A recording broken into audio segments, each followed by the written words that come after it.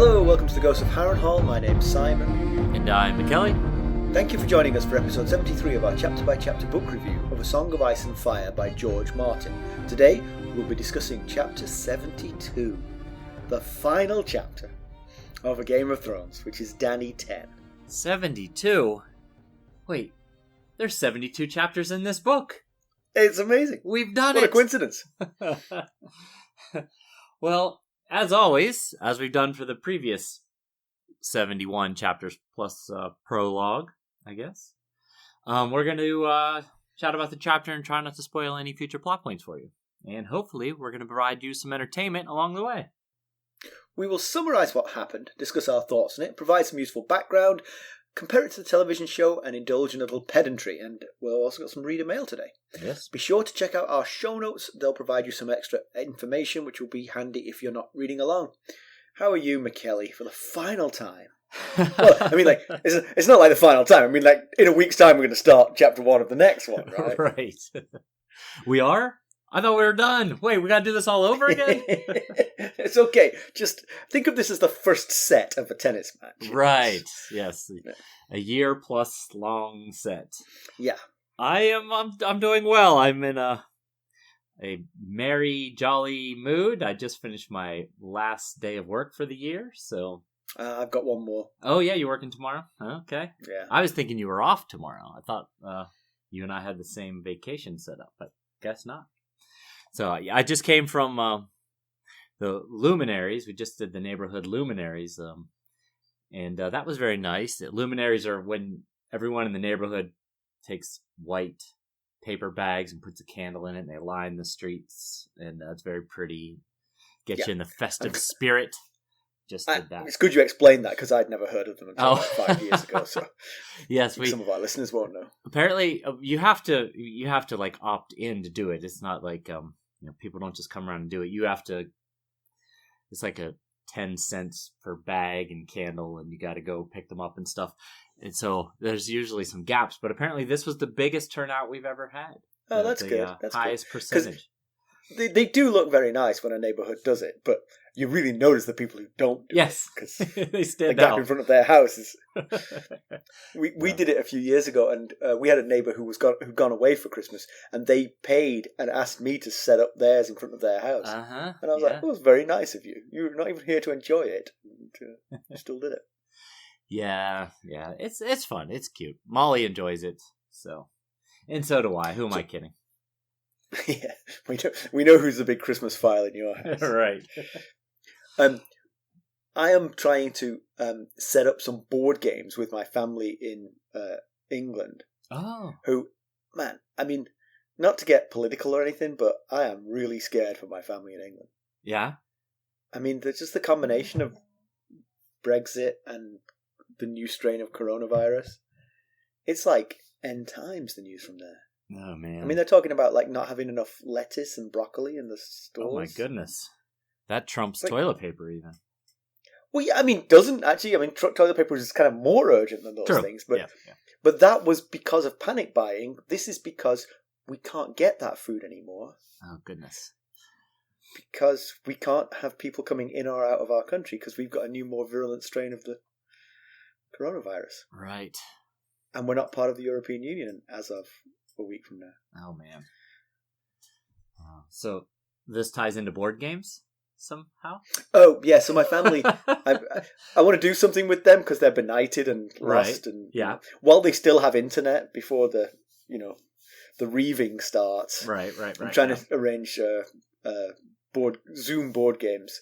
So I've set up my tripod and phone hanging over a board game. And I'm going to do a Zoom call with video of the board game. It's going to be fun. I thought I might try it with you first, actually. I thought I might make you my guinea pig for this. Definitely. So you may notice I've had the word kingdom written on this I have noticed that. Yeah, weeks. We should tell the listeners what this section of the notes are called. Should we? This section is called witty banter. You wouldn't know. So we say. But yes, the word kingdom has been lurking here for a while. What is this word about? It is so when I tell you this, you're not going to believe me. But I'm telling you, it's true. we watched this new show called Kingdom. It's not new. It actually ended like 2017, but was new to us. There's 3 seasons of it on Netflix. All 3. There was only 3 seasons of the show. All 3 are on Netflix. And when I tell you what it's about, you're going to think, I have no interest in this show. Which is exactly what I thought when my dad told me about it. It's about a family of MMA fighters, mixed martial arts fighters. And just kind of like their lives and all the drama that goes on in their lives and their close, immediate friends and families' lives. It is so good.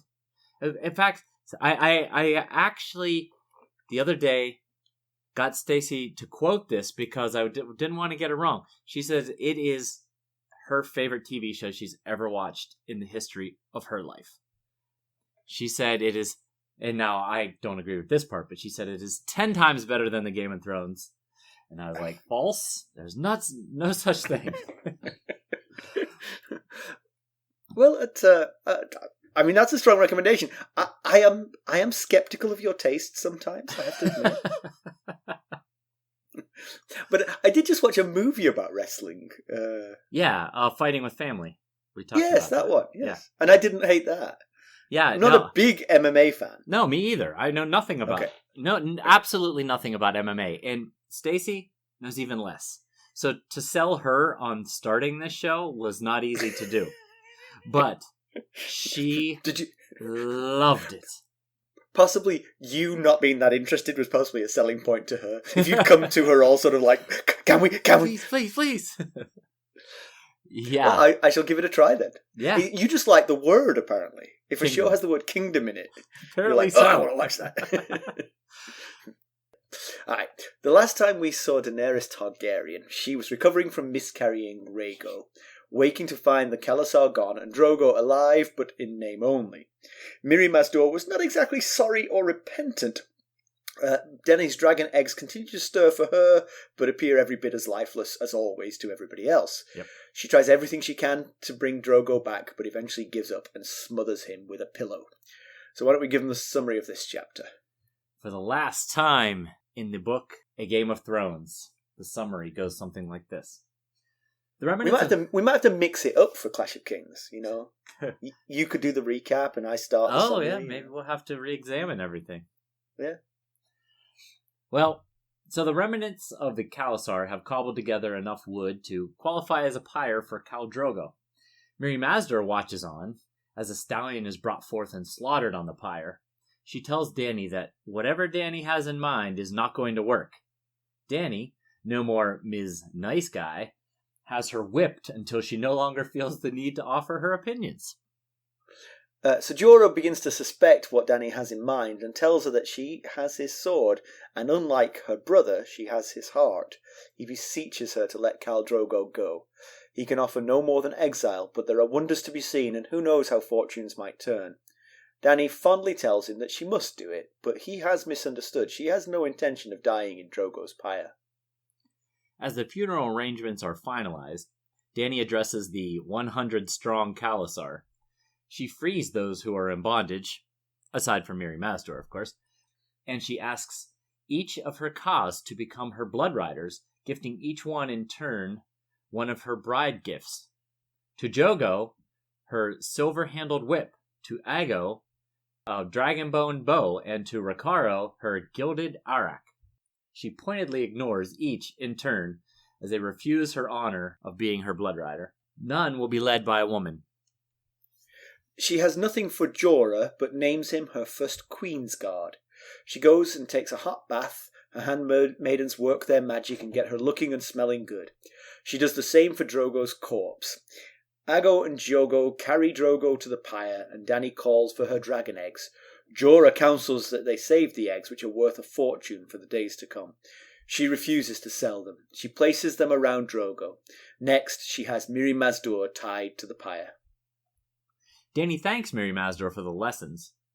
They wait for the first star of the night, and the first star is a red comet.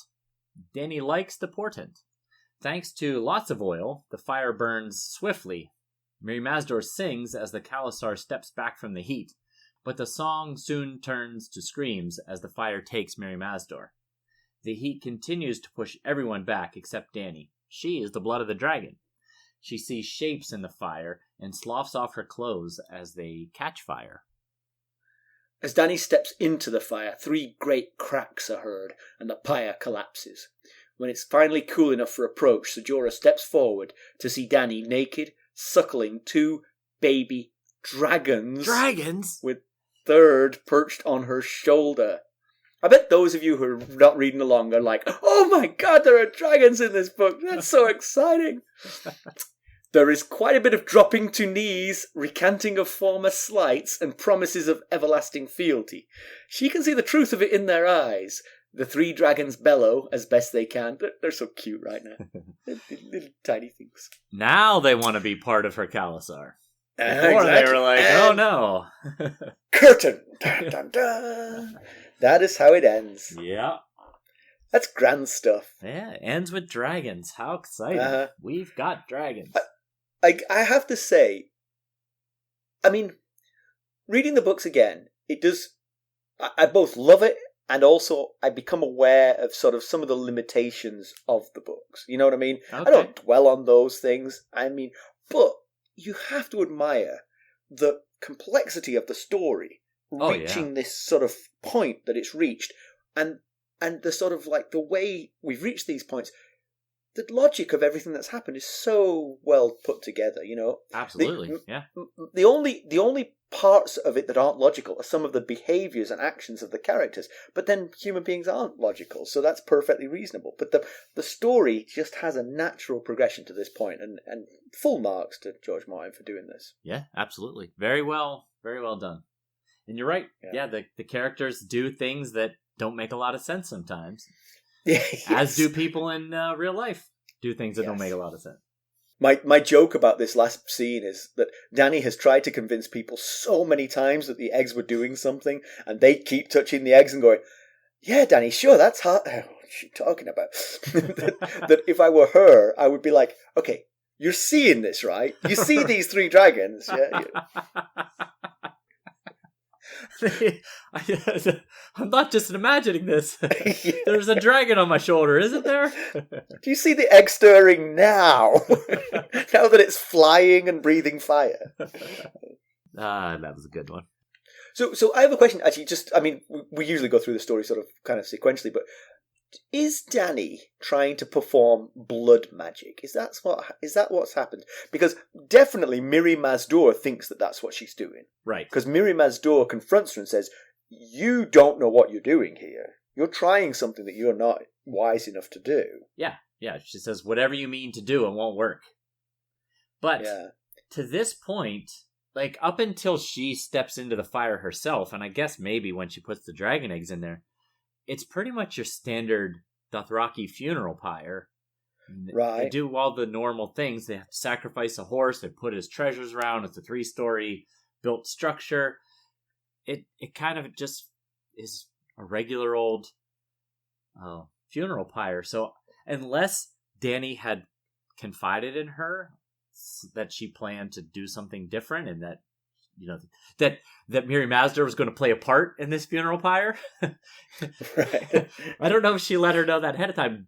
Jorah surely wasn't involved in the discussion because he was shocked when when Dany said, you know, tie Mirri Maz Duur up in the pyre. He was like, what? No, wait, don't do that. You can't do that. And so he clearly wasn't aware ahead of time. Yeah, because I mean, the whole point of the blood magic was a life for a life. Now, I'm presuming that the lives that are being brought forward are the lives of the 3 dragons. Because again, these eggs were petrified. They were not like fresh dragon eggs. They were stone.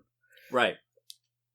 And so, did 3 lives pay for 3 lives? Because I think in total there were 3 dead things at the end of the pyre. Yep. Mirri Maz Duur, the horse, and Khal Drogo. But Khal Drogo, of course, was already dead, so I don't know if that counts. Right. I see what you're saying. But then, on the other hand, I thought, well, was it Dany herself? I mean, Dany is the blood of the dragon, but she walked into a fire. There's definitely some Phoenix imagery going on here. Her dying and being reborn by going into that fire. First of all, even all her hair is burnt off. So Right. she loses all her beautiful beautiful silver hair, and she goes in there almost kind of like her dream, where the dream started as her being a girl, and she comes out being the dragon. There's definitely a rebirth vibe going on there, so you could definitely feel that. I believe I'm right in saying that there's nothing in history to suggest that any Targaryen has been fireproof before. No, in fact, several Targaryens have been known to have burned to death, most notably Aegon V and his son Duncan in the tragedy at Summerhall, where it was also rumored that they had been trying to hatch a dragon egg. So yeah, in actual fact, if you think about it, if you compare the two pieces of blood magic, if you assume this is blood magic, the first piece of blood magic was a life for a life, and Mirri Maz Duur, after the fact, said the life for the life was Rhaego's life for Drogo's life. Yeah. And so, if you actually think about it, this time, the only life that's actually being sacrificed is Mirri Maz Duur's. Right. The horse doesn't count. The horse didn't count last time. It doesn't count this time. Yeah. So then... But maybe Mirri Maz Duur, because she's got 3 names, she counts for 3 eggs. That's what it is. She says after Dany puts the eggs around Drogo on the pyre, Dany walks off and Mirri Maz Duur says, "You're mad." And I'm not exactly what she means by that. See, that's why I think it's blood magic, because she has no interest in the value of the eggs. Right. She's not saying, don't burn your precious eggs. Exactly. She's then going... Oh my god, she's trying to reincarnate those dragons. That's what she's trying to do. Oh, yes. So maybe she picked up on it because Dany had been talking about the dragon eggs. And are they hot to the touch? And, feeling them twist. Maybe she picked up on that this is what Dany's ultimate plan was. Yeah. The thing was, you see, for me, from watching the show and reading the book previously, I'd always just assumed the eggs just needed a hot enough fire to do this to them, to bring this back to life. But reading it this time and sort of thinking about it a bit more carefully, I definitely feel like Dany was at least trying to replicate the the blood magic that Mirri Maz Duur did. Yeah, certainly seems it. And so Dany thinks as she is standing there watching the pyre really get hot, she thinks she knew, the line goes something like, she knew long ago, but the brazier wasn't hot enough. And I believe that's in reference to when she was in Vaes Dothrak, after the failed assassination attempt, Jorah said that King Robert wanted her and the baby dead, and that gets Dany all fired up, and she thinks that Robert has woken the dragon, and then she looks at her eggs and gets a crazy idea and asks Jorah to light the brazier, and then kicks him out, and then she puts the eggs in the fire until the fire dies out and nothing happens. So, yeah, just wasn't a hot enough fire. She's thinking it here as she's watching that the fire needed to be hotter than the brazier. And this fire seemed pretty hot because it says the air itself seemed to liquefy from the heat. So it must have been pretty hot fire. That sounds hot. Yeah. But the eggs have been acting up more and more lately, at least to Dany, to nobody else, but to Dany they have. Yeah. So, perhaps this is all sort of the culmination of her growth towards being the dragon, which required several things. Viserys to die, her to lose Drogo, her to lose Rhaego. Maybe all of these things had to be stripped away before she could become the dragon. And once she became the dragon, then the dragons became viable as... Yeah, I like that. Makes some sense. I can definitely see that. Yeah, so, but again, now I think she's trying her hand at amateur blood magic. That's what I think she just did. Yeah. Maybe it was unnecessary. Maybe they just would have hatched in the heat anyway. But I think she was trying her hand at blood magic. Definitely a lot of evidence to support that. So speaking of the fire, when Dany walks into the fire, she sees many things in the fire. She sees crimson fire lions, yellow serpents, unicorns made of blue flame, fish, foxes, monsters, wolves, bright birds, and flowering trees. And a lot of that sounds like Westerosi sigils to me. And they're split into 3 groups. And if you notice, the first group in each of the 3 represents a house at war. Crimson fire lions, fish, crimson fire lions, obviously the Lannisters, fish, the Tullys, wolves, obviously the Starks. Now, yes. There's not a perfect fit for some of these. Like the first group is fire lions, yellow serpents, and unicorns made of pale blue. The yellow serpents, I don't have a clear one-to-one answer for. There are later in this story, not trying to spoil, and I don't think this is a spoiler, but there are people referred to as sand snakes. Sand snakes, yes. And their father is the red viper, which, maybe we got yellow serpents out of that. The unicorn made of pale blue, I really think there is a character who goes on quite the story arc. And in that story arc, tries to become a much better person. And they interact with someone who has to do with blue sapphires. And I think if we take all that together, we might possibly be talking about that person, but I can't bring it up yet because it's quite the spoiler if I did. Off air, you'll have to tell me who the heck you're talking about because I've got no clue. To you. Okay, yeah. He mouthed it to me, listeners. So. Yes. I wish I could say, because it's just totally, I was just really reaching there. But it's the best I could come up with. There is a unicorn house, of course, House Brax, but that's a purple unicorn, so it doesn't really fit. We'll be right back. Hello, friends. Are you ready to make some unforgettable memories? Well, if so, consider the Marriott Bonvoy program. Discover the perfect destination for your summer getaway and unlock exclusive deals on luxurious accommodations. With our affiliate partnership, you'll enjoy unbeatable savings and a seamless booking experience. Don't let summer slip away. Visit Marriott Bonvoy today and make this vacation season one for the books. Use our Ghosts of Harrenhal affiliate page to check it all out and buy Bonvoy points or give some as a gift. The link to our page is in the show notes. But in flames, it might be hard to get the colours just so. True, that could be. Got to work with it a little bit here. We're talking about fire. So then the next group is fish, the Tullys, it seems most likely. Foxes. Now, the Florents have a fox for their sigil, and Stannis' wife, Selyse, is a Florent. So maybe it's in some way associating the Florents. And then for monsters, I was thinking possibly the Kraken of Greyjoy. Maybe. Yeah. And then in the last group, we get wolves. Clearly the Starks. I can't think of anything that wouldn't be, could be other than the Starks. Bright birds and flowering trees. I need more time to think about those ones. Just run out of time. I will say, the flowering trees, the Tyrell's sigil is a gold rose. Flowering. There's lots of trees in the Reach. I'm sure it's a very fertile area. So maybe that's some reference to the Tyrells. I'm not sure. But... Yeah, possibly. Yeah. Yeah, when I read it, I didn't spot all this, but yes, there are. Definitely, there's enough connections there for it not just to be like random imagery. Exactly. When I read it through the first time, I didn't really think about it either, and then I thought, why did I just read that? The second time through, I was like, why is this in here? It can't just be in here for fun. There's got to be meaning behind it. So that's the best I could come up with. I'd be interested if any listeners have any other ideas. Let us know. I'd be interested to hear.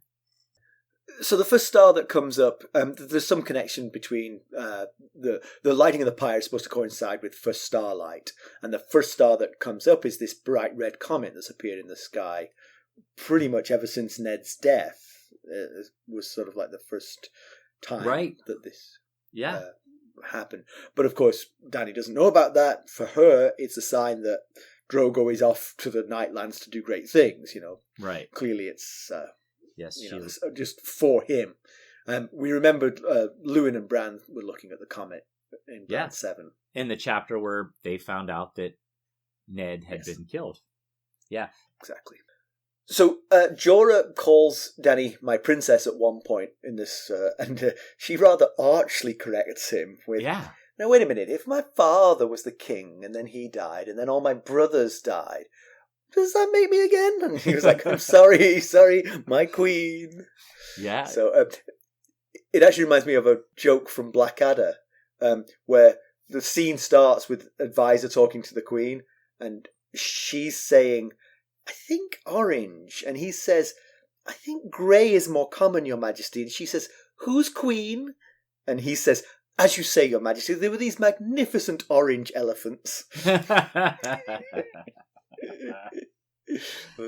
right. He's been calling her princess since.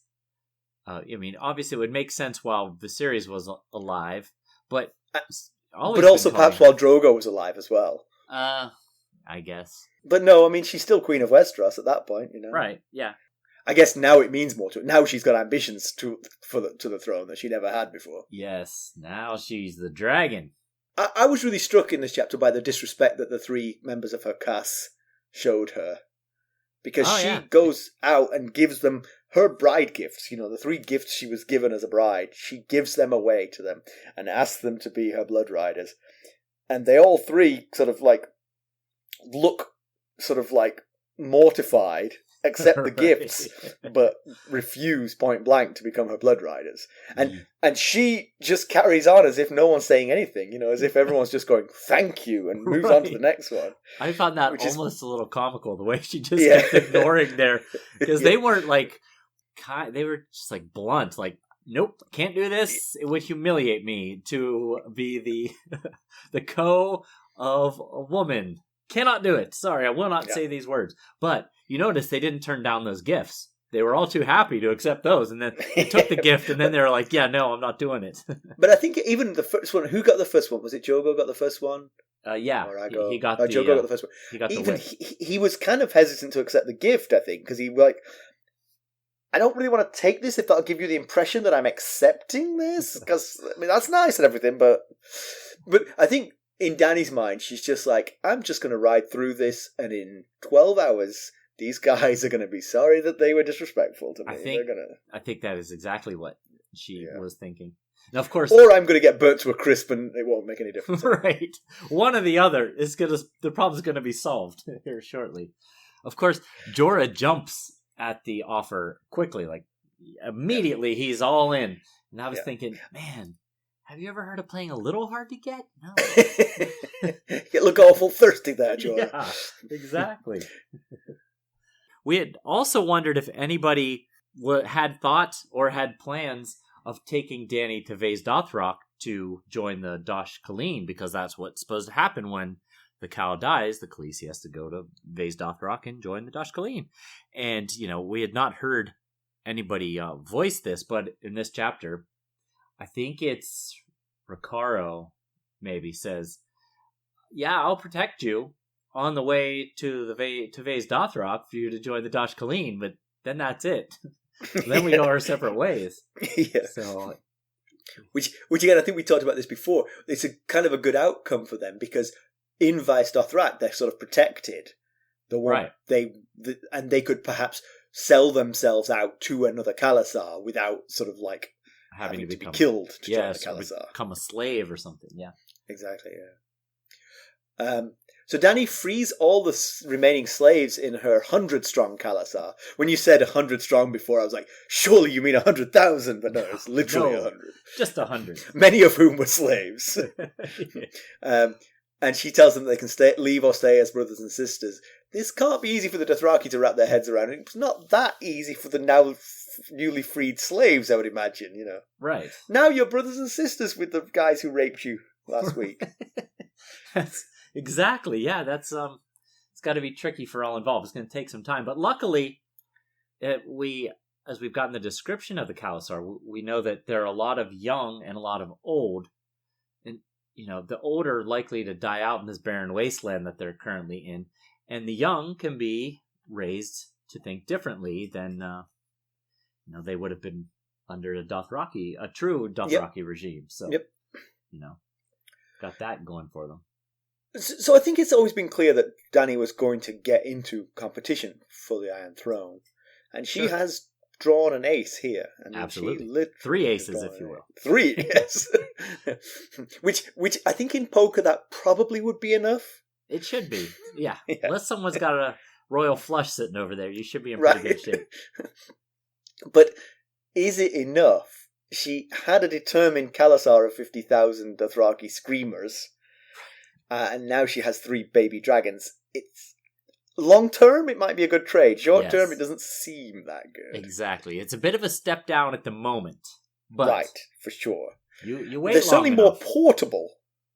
Yes, absolutely. I mean, you can get all of that back to Westeros on one boat. You can get them there in a rowboat if you got someone rowing it for you. But can she keep them alive long enough to be her golden ticket back to the Iron Throne is the question. Yeah, as a Targaryen, and she, of course, is the only Targaryen that we know of in recent memory that wasn't raised in Westeros growing up around other Targaryens. So does she have any idea how to take care of baby dragons? Like, did she come with a book of like care and keeping of baby dragons? Well, but I mean, literally, they're suckling from her, right? Yes, at the moment they are. Yeah, I think that'll take care of it for now. Now, yes, yes. But at some point, she's going to have to teach them to do things. Well, I don't know. I think maybe. Look, I'm not an expert in dragon husbandry myself, but I'm thinking once the dragons wean, they will probably want to eat meat. And they can fly, they have huge talons, and they breathe fire. Right, which is part of the problem is control. I've got a 10-pound dog upstairs that I struggle with not growling and snarling at people. If she was a multi-ton flying beast that can breathe fire, I'd be in some serious pet ownership trouble. We'll be right back. This episode is sponsored by Audible. To get a free audiobook, or 2 if you're an Amazon Prime member, go to our exclusive URL, audibletrial.com/ghostsharrenhal. You can find the link in our show notes. Yes. It's a good point.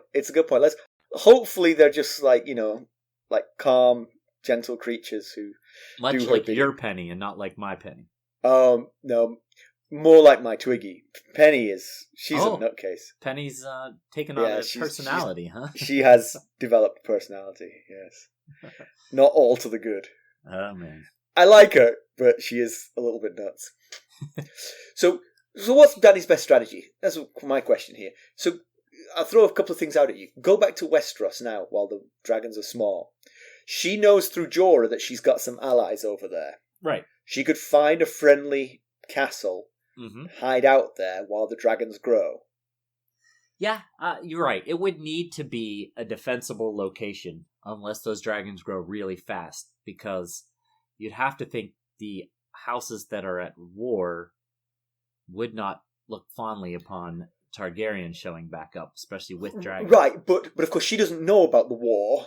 Right. As far as she's aware. Right. Robert. I mean, does she even know that Robert is right? No, I don't think so. Right. So Robert still sits the throne. The place is in peace, but there are Targaryen loyalists with whom she could be secreted. Now, I would say you find one of them, you hide out, hopefully somewhere fairly remote, so that as the dragons grow and start to sort of like fly, people aren't reporting it to other places. But it feels like you could. Right. I was thinking, off the top of my head, Dorne might be a good option. Dorne is kind of remote from the other 6 kingdoms. And do we think the Martells are loyal to the Targaryens just because they were married into the family very recently? Right. And they despise the Lannisters. So they would certainly not want to get involved with them if they didn't have to. Yeah. But again, from Jorah and Dany's point of view, the Lannisters aren't in charge. The Baratheons are. Right. Unless you... They think Robert Baratheon, who's definitely not a Lannister, is in charge, Right. So the other thing about going back to Westeros is that you could start to build up a network of allies. I mean, so you find a really loyal family with whom you can lay low. Yeah. And you then sort of slowly, one by one, you start to invite the people you think most likely to be loyal to you. You invite them slowly into your inner circle, and you reveal what's going on. Okay. I mean, again, from my perspective, those lords who get that opportunity, you've got two choices. One is you could betray her. You could betray her to the king and say, "Dany, she's back. She's got dragons. Quick, quick, quick!" Yeah. Or you can pledge fealty to her. You can bend your knee and say, "You're the true queen of Westeros. Please don't set those dragons on me." Right. And I think one of those will get you some short-term gain, but not very much. The other one, you could stand to be one of the 7 great lords pretty soon. Right. Yeah. Within a few years. Yeah. Buy low, sell high.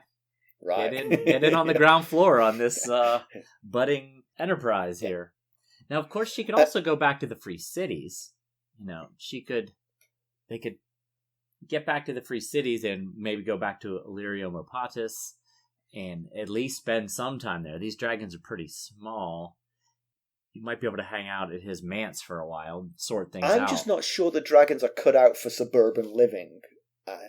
I think they might be. Yeah. They might be more country folk.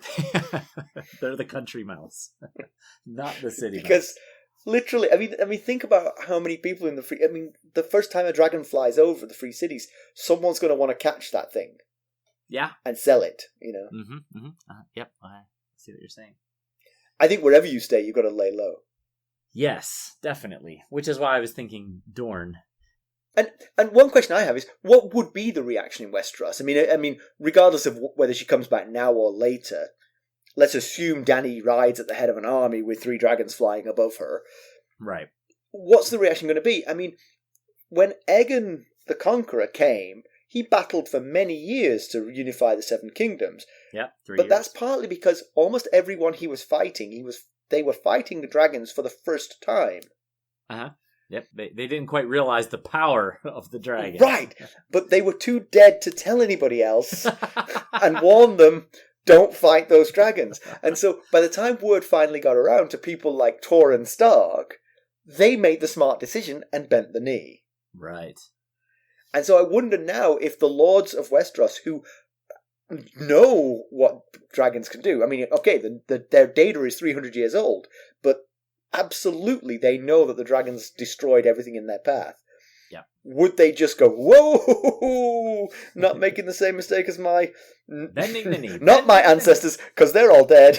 The ancestors of the people who would be in this lordship, were it not for the fact they were all dead, and my family got the benefit of it, and I'm going to bend the knee. Yeah, absolutely. I guess it depends on the size and strength of the dragons at the time. Yeah. If they're baby dragons, you might go to war and try and either capture or kill those dragons. If they are full-grown or nearly full-grown dragons, that's a totally different story. Yeah. And one thing to remember, I mean, what we know from our historical reading, this is, I don't think this counts as a spoiler, because if you read the historical bits, you can get this. Her forebears rode the dragons. Right. They didn't ride a horse with the dragons flying above them. They were on the dragons flying around. So exactly. Is she going to do that? And that'd be does pretty she cool need if she to find did. 2 other dragon riders? Yeah, exactly. Because we'll get into dragon history now that we've got dragons. I've been kind of holding off a little bit on some dragon history and stuff, but dragons will only allow 1 rider that's living, no matter how closely associated another person might be. Like Dany chooses the black dragon to ride. She can't be riding the other dragons. She can only. Oh, really? Only. So it's not just that nobody else can ride the black dragon. She can't ride the other 2 dragons. I believe that's how it works. Oh, you bond with a dragon. You develop a bond with a dragon, and that's your dragon. Kind of like an avatar.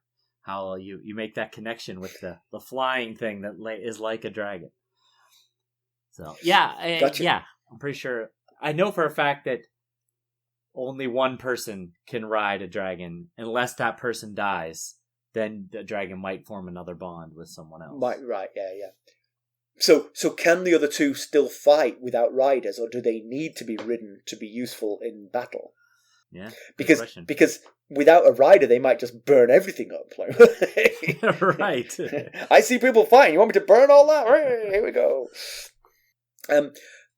So one of the thought I had about the birth of the dragons, just going back to this, and just sort of like hear me out because this is a bit speculative, but I wonder if we've sort of had a coming full circle moment. So 300 years ago, Westeros was many kingdoms, and with many kings. Right. Until the Targaryens claimed they were outsiders, they had no claim on the kingdoms, but they had 3 dragons. And just in the very last chapter, if you remember, was the King in the North chapter, where basically we discovered that there are at least 3 kings in Westeros now, probably 4, between Joffrey, Stannis, Renly, and Robb Stark. So the work that the Targaryens did, that Aegon the Conqueror did, to unify the 7 kingdoms, unravelled just one chapter ago. And so, while the 7 kingdoms were stable, the dragons died out. Right. Because they weren't needed anymore. Yeah. But last chapter, the kingdoms fell apart, and this chapter, the dragons were reborn. So I just wonder if that's it. If that was the precipitant to the rebirth of the dragons, more than the fire, more than the blood magic.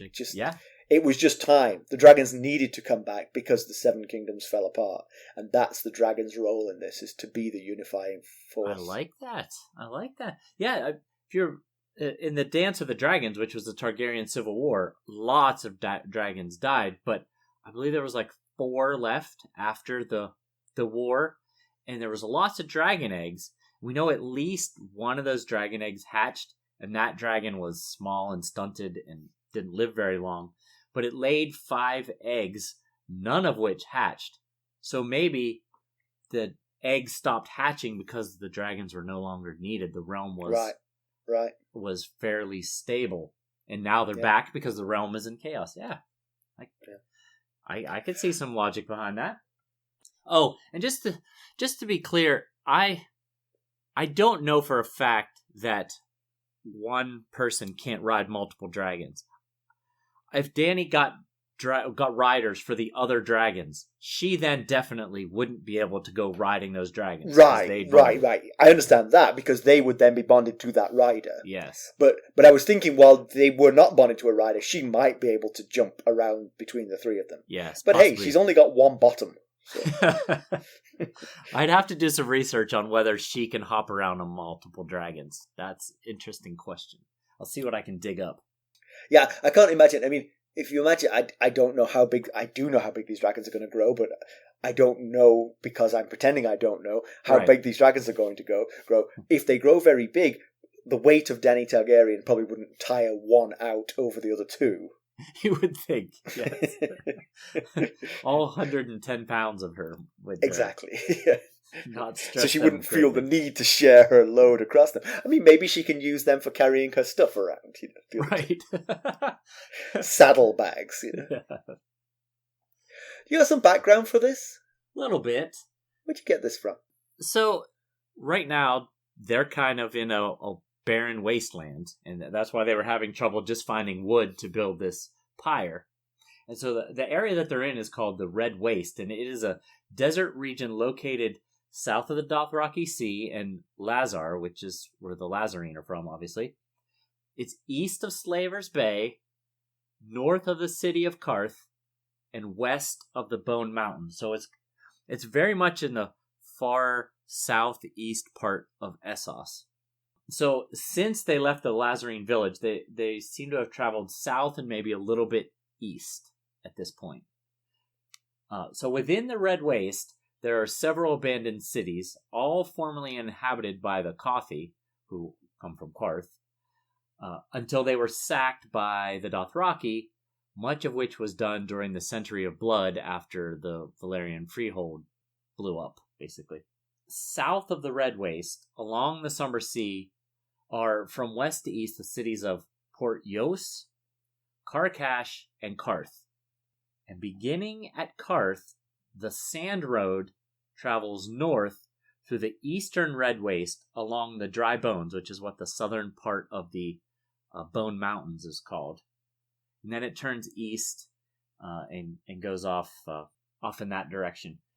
The Red Waste was originally a more fertile region, but it turned into a barren desert just as the coffee established those city-states there. Huh. Well, thank you. I didn't know any of that stuff, so I appreciate that. They're in a bit of a pickle because they're really in the middle of nowhere, and they don't have a great way of getting food for all these people. Yeah. Well, fortunately, they've only got 100 of them, so not Right. that many hungry mouths to feed, frankly. So comparison with the television show, the building of the pyre is dwelled on in the book and is completely skipped in the TV show. She does free the slaves, but does not give her gifts to the khas. Okay. That bit is missed. The disrespect that she's shown is actually channeled into the slaves. When she frees them, about half of them walk off. That's right, because she does say, you can leave and no one will question you. And they're like, okay. And in the book, nothing happens, but in the TV show, half of them are like, okay then. They leave. She swallows when she sees them leaving, but ignores it. At that point, Mirri Maz Duur grins. And at that point, Dany has her chained to the pyre. Like, that is the final straw. You laughed at that. You laughed at my dismay. Exactly. Dany doesn't place the eggs next to Drogo. Rakaro does it. Jorah, calling her my queen, no mistakes, TV show Jorah, Okay. begs with her to not kill herself on the pyre, but she kisses him in reassurance. There is no horse in this episode. I reckon they just killed another horse. They felt that was probably enough horse killing for one season. Yeah. But Dany does say to Mirri Maz Duur, it's not your screams that I want, just your life, which again hints at the blood magic to me. Right. She isn't saying, I want you to die, because that will be fun for me. She's saying, I want your life, because it means something, yeah. Right. The images and the flames are skipped. The CGI budget all went on to 3 baby dragons who are so cute. They flap around and stuff. Pedantry. Just 2 things. Fire is dangerous, children. Don't try this at home. Yep. It's not pedantry. It's not pedantry, but it's good public advice. service announcement. Yeah. But I do have some pedantry. They are so liberal with the oil on this pyre. Now, I get it. They want to give Khal Drogo a send-off, right? But how difficult must it be in the Dothraki Sea to come across oil? Oh, right. Where do you get oil from? I mean, are you squeezing grass? I mean, this oil, but they're throwing like amphoras of oil on this thing, like gallons of the stuff. Why did the previous khalasars not take this obviously incredibly valuable oil with them? Yes, it's a very, very good point. I have no idea. Now, they're splashing it around like it grows on trees, which is ironic because they can't find any trees. Unless it grows in dirt, they're in trouble. The pyre is all oil, basically. It's Khal Drogo lying in a vat of oil. So yeah, I thought that was a little bit silly. Yeah, I did not think of that. That's good. I like it. You know me. I live for the pedantry. You do indeed. News and notes? Oh, we do have some news and notes. Well, it's not necessarily news or notes, but we got a question from Rob. Rob that we know? Yes. Rob. Oh, that Rob. Okay. That Rob, yes. Okay. Rob actually sent this email weeks ago, but I've been hanging on to it for this final chapter because he asked we can disrespect him. We don't have to jump on his questions. Rob, there's a reason why we can disrespect Rob, of course. Rob being Simon's brother, Rob. We don't disrespect just any general listener. We love our listener. But Rob asked some questions about our thoughts after we'd finished the book. So that's why it seemed like the logical thing to hold it until all right, go on then. This chapter. So his first question is... We'll indulge him. He says, I know you have seen all the books. I assume it means read the book, seen the TV show. But who are your favorite characters based on the first book only? That's question 1. Do you want me to go? Because I knew these questions were coming. So give you a second to think. You've been thinking about these for weeks, apparently. Yeah. Well, go on then. Who have you got? I kind of forgot until a few hours ago, and I was like, "Oh, I better think of some answers to these." But I did know they existed, so at least I have a little bit of a head start. So, as far as my favorite character, I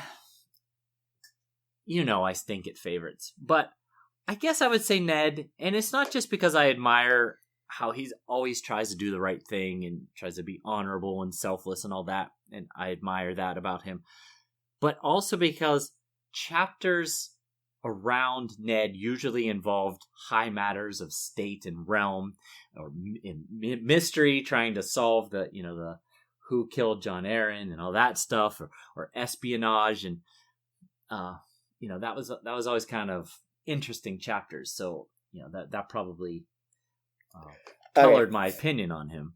Yeah. I also like his mix of rigidity and softness. Yeah. He on one hand always tried to have the stiff upper lip and do live the rigid true life, but at the same time he was a big old softy when it came to his kids, and I appreciate that. And as far as like minor characters, I thought of I really like Great John Umber. Yeah, I enjoy him. He's spectacular. Gior Mormont and the Hound. I like all three. Okay, I interesting. appreciate all three of those characters. All right, so POV characters, for me it's Tyrion. I just love Tyrion. Yeah. I do appreciate everything you're saying about Ned, though, about the fact that he's in the most interesting sort of... Every chapter he was in, he's at the centre of the action. And so I liked to read the Ned chapters too. But Tyrion's just a great character. I mean, in some ways I feel, you get a sort of flawed anti-hero. He's always going to be more interesting than your Ned Starks of this world, for instance. But I think he's really well done, Tyrion. But then thinking about minor characters, I really like sort of Peter Baelish and Varys, because I love what you like about Ned, but I like their contributions to that more than Ned's, to be honest. Right. Yeah. He asks who's best written as well, doesn't he? Sorry, am I jumping on to the next question? That's the next question. Yeah. I would say the one thing that I think I've really noticed here is that Jon is the worst written character. Yeah. I think. Yeah. Well, yeah. You yeah, I agree with you. That's the third question. Well, actually, that isn't the third question, is it? Who do you dislike the most? I don't dislike Jon. I think he's the worst. Who do you dislike the most, or... Oh, yeah, I see that now. Yeah. Sorry. Okay. Right. So the next question is, who's the best written? Or it's who's the best written and who do you personally associate with? I don't know. For me, that's not the same person. I think Kat is pretty well written, but the problem with Kat is that she is fundamentally... Every time you think about Kat, you think about the mistakes she's made. Yeah. And that kind of undermines it. But I actually think that her story arc was quite tightly done and quite, so I'll give some credit to Kat there. Who do I personally associate with? One character that, having read what's coming in the rest of this little section now, one character that I've begun to really associate with is Gregor Clegane. Does this have anything to do with him pushing his brother's face into the fire? That's it! That's why I like that guy. It seems like a great idea. Because what I'm reading here it says, I'm assuming for Simon it's Viserys or Joffrey, who Rob thinks I am. Basically, anyone who's tried to kill their younger, better-looking siblings. I left that part in. Thanks. I could have just copied the question over, but I wanted to leave that part in there. Yes, well done, the Mountain. I understand why you did it. As far as who I think is best written, I thought of Tyrion. I think he is a well-written character. He's got really good depth to him. He's got really good cleverness.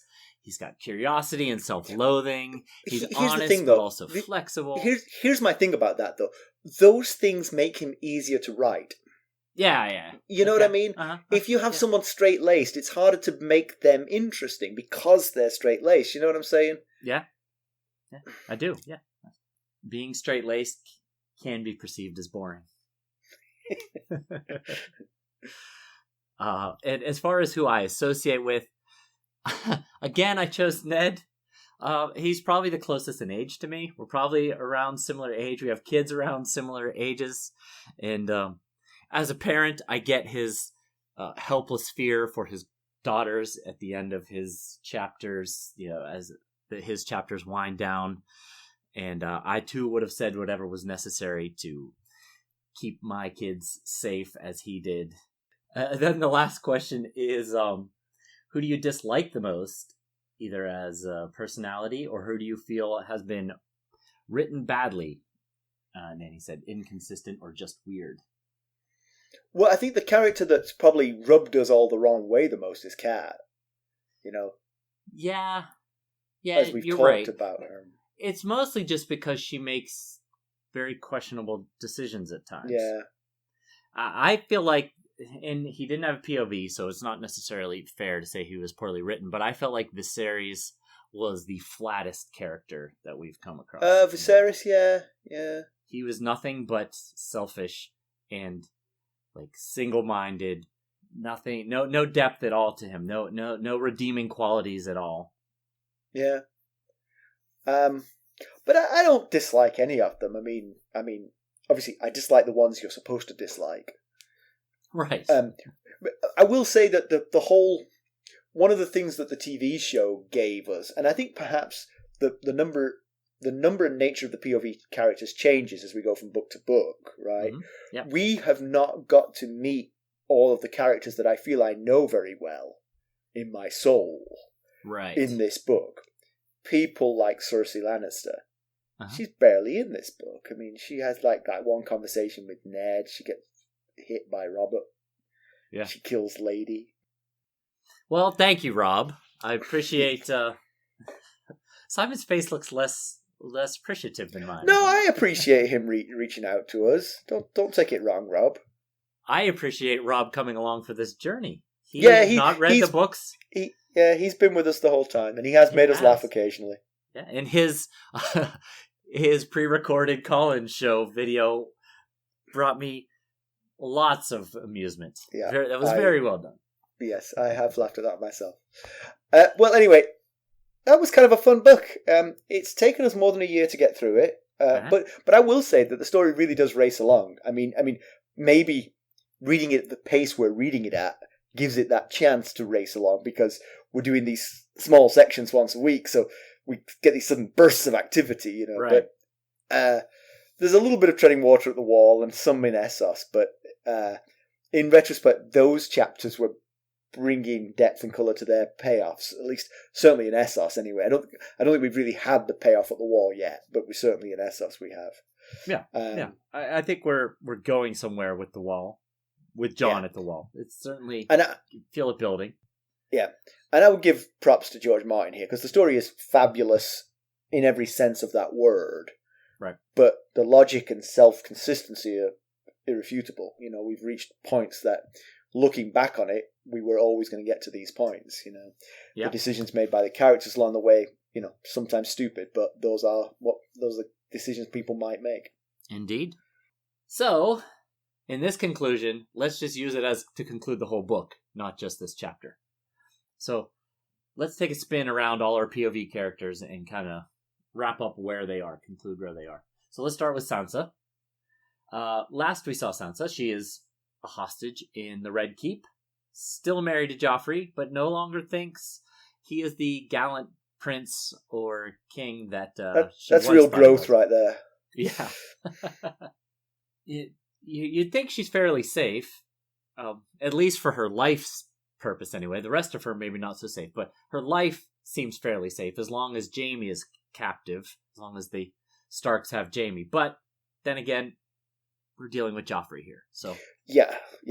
Her happiness is not safe. no, It's extremely vulnerable. and you just can't trust him to not also lop her head off if he Yes. felt so inclined. Arya is still in the wind and surely pretty traumatized at seeing her father executed, but she does have some adult supervision in the form of Yoren of the Night's Watch.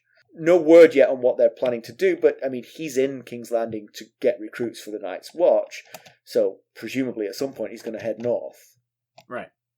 Yeah. He's going to make her look like a boy. That's the plan. Sure seems like it. He kept calling her boy. I don't think it was an accident. And so then we got Jon, and he seems to be over, at least he says he's over the whole deserting, getting revenge for his father thing. And he also appears to be headed north of the wall. So, he seems excited about that. But again, we talked about this in the Jon chapter. You have to wonder about the decision to put the members of the Night's Watch on the wrong side of the huge wall, which was built to keep the things on that side of the wall out. Yep. Catelyn Stark is now reunited with her Tully family, but she's basically a stranger to most of her children now. She's been, almost the entire book, she has been estranged from every one of them, with the exception of Robb. Right. Yeah. It really has. That is sad. Yeah. We're all involved. That's sad. Well, then we've got Ned, and he's mostly dead. I don't think there's any more to say about Ned. Yeah. If the others get through the wall, maybe, but I think he may be other proof where he is. I think so. Yeah, that one it would be hard for even an other to bring him back as a wife. Yeah. Daenerys Targaryen, she's got dragons, but she's also in the middle of a barren desert with nothing but hungry mouths around her. Where does she go from here? And how does she get, she wants to go back to Westeros. You'd think that was her original goal. Right now, she probably just wants to get out of the Red Waste. But, she had those very near priceless dragon eggs, but she traded those in for 3 dragons. She's not gonna sell one of her dragons, right? Presumably not, yes. So now she's broke and got a whole bunch of mouths to feed, including 3 dragons. So, and we got Tyrion. He's on his way to King's Landing to rule the kingdom. So that's a big step up from being in the the dungeons of the Eyrie. True. And Bran, of course, was another POV character. He's at Winterfell, clearly not getting better. He's going to be paralyzed for the rest of his life. Sure seems like it. He is the Stark in Winterfell, because he's the only Stark in Winterfell. Oh, wait. Insert Rickon joke. Have to end this with a Rickon joke. But we've made the point before that Winterfell looks a little bit vulnerable, and we're also not sure exactly what all of Bran's dreams means. Certainly one of Bran's dreams was about his father dying, but he's had some other odd dreams about sort of crows, 3-eyed crows, and or 3-eyed ravens, I should say, and weirwoods and things like that. So he seems to be getting in touch with his blood of the first men that flows through his veins, it seems. Right. Yeah. He's having some prescient dreams, possibly. Yeah. All right. Well, I think that's a wrap on a Game of Thrones, huh? Wrap party. Yeah. All right. Let's take a moment to thank you all for coming along with us on this ride. We have a laugh doing this, so but it is certainly work, and I'm not sure that given the vicissitudes of 2020, we'd have kept going were it not for all of the positive feedback we get and the affirmation we get from our listeners. So thank Absolutely. You all ever so much, and we're really looking forward to getting started on Clash of Kings. So yep, stick with us. Yeah, you said it all. So I have nothing really more to add to that other than ditto what he said. Thank you very much. We very much enjoyed. When we started, I didn't know if we'd get all the way through this book. We did. So yeah. I thought, I don't know actually. I thought maybe we wouldn't get through the book because I thought we'd only have like 8 listeners and they would all have our last names.